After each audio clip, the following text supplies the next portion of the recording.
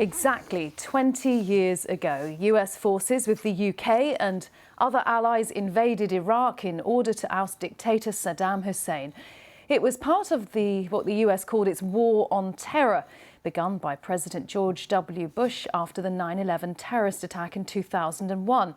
Our international editor Jeremy Bowen has been taking a look back at the consequences and sent this report from Mosul.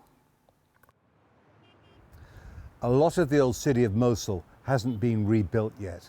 It was destroyed in 2017 during the war to eradicate the jihadists of the Caliphate of Islamic State. It was really nasty, house-to-house fighting.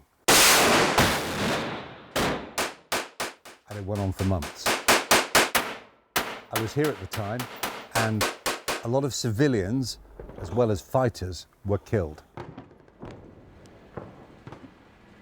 The rise and fall of Islamic State, also known as ISIS, was part of an unfolding catastrophe that engulfed Iraq and was felt right across the Middle East.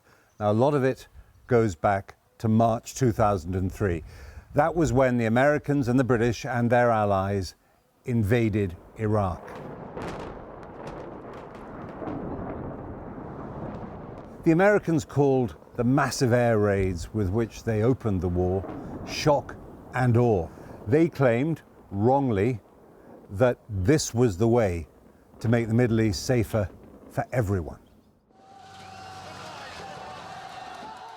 Within weeks, they'd removed the Iraqi dictator, Saddam Hussein. Another false claim was that he had weapons of mass destruction.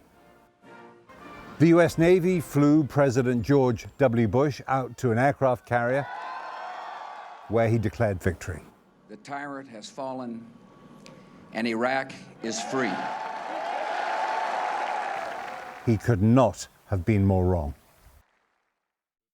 The Americans hadn't worked out how they were going to replace Saddam Hussein's regime.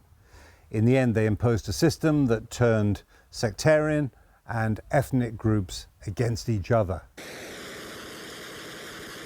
In the years of chaos and violence that followed,